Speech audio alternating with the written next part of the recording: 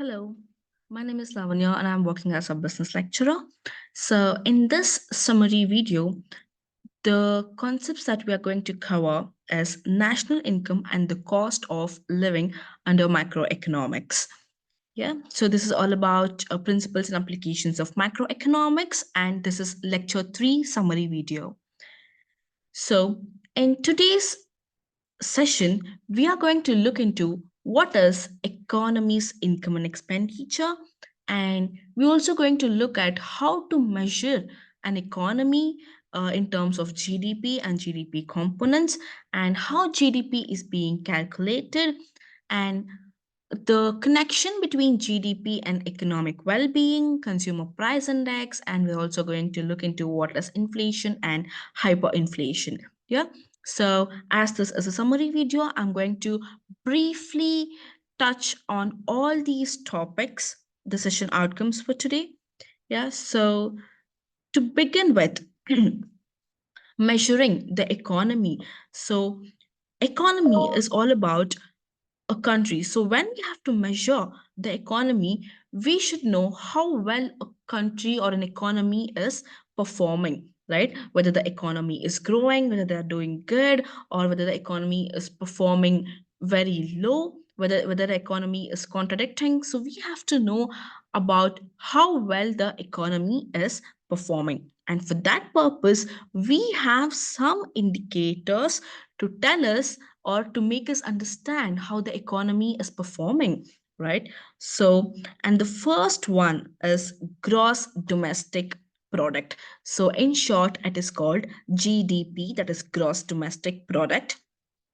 So, GDP is basically the total monetary or market value of all the finished goods and services produced within a country's borders in a specific time period. So, as a broad measure of overall domestic production, it functions as a comprehensive scorecard of a given country's economic health. So, it's basically like a scorecard which measures how well a country or economy is doing. So it basically adds up all the money spent by people and businesses on goods and services within the country, including investments and government spending. Okay, so you can think of it this way. For example, just imagine a small town, okay, where people buy groceries, they buy cars, and they go to restaurants. The total amount of money spent on all these things in the town is basically like the town's GDP. Okay, so GDP is basically expressed in terms of monetary value, that is, in terms of money. Okay, so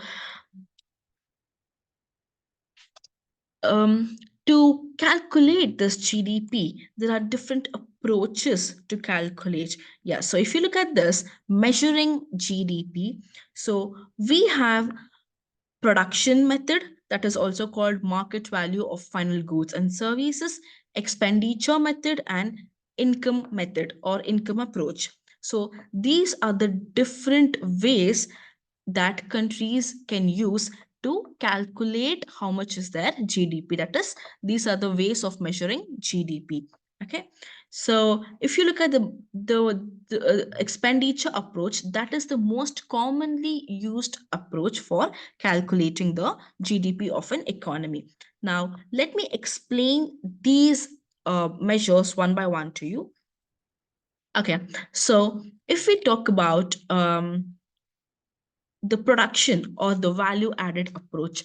So this production approach basically it calculates GDP focusing on the value added at each stage of production within a country's economy.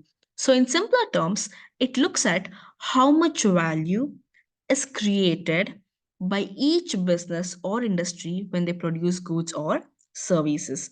Okay, so if we can take a simple example, you all know that we have like three sectors in an economy, right?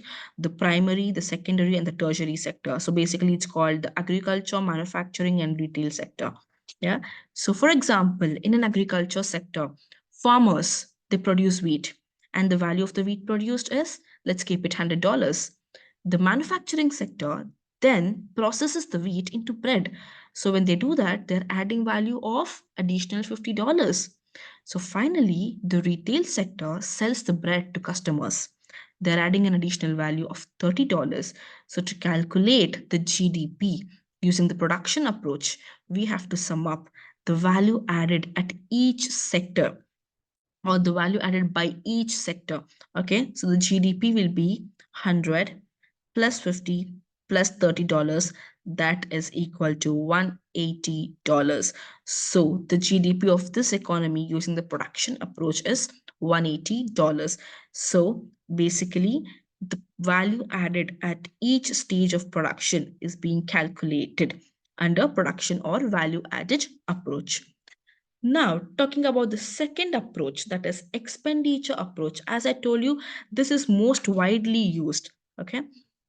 The expenditure approach calculates GDP by adding up the total expenditure spent on final goods and services within a country's economy over a specified period. So, this approach basically focuses on the total spending on goods and services by everyone in the country, for example, by households, by businesses, by governments. Yeah. So, the formula for calculating GDP using the expenditure approach is, let me show you the formula for calculating. Yeah. So, if you can see here, C stands for consumption. Yeah. I stands for investment. Okay. And then NX stands for net exports and G stands for government purchases. So if you look at this measuring GDP using expenditure approach, there's a particular formula here. So GDP is equal to C plus I plus G plus NX. So that means we have to add up everything, the money spent on consumption, government spending, investment, net exports. So if you add everything, all the expenses done by individuals, business, and government, so that is known as GDP of that particular economy using expenditure approach. Yeah. So this approach is widely used, as I told you, because it captures what is the total demand for goods and services within an economy. So that is the reason why expenditure approach is widely used. Yeah.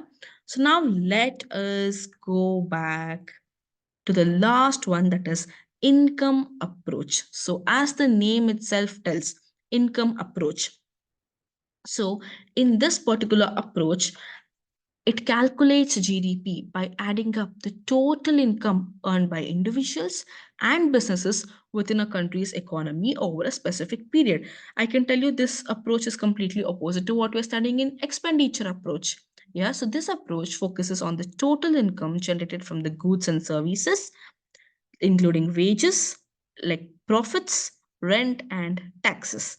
So, the formula for calculating GDP using the income approach will be, you have to add up everything: wages plus profits plus rent plus taxes plus net income from abroad. So, adding up all the incomes received, you will get a GDP, and that is done using income approach. So these are the different types: the production approach, expenditure approach, and income approach are the three different types of measuring GDP.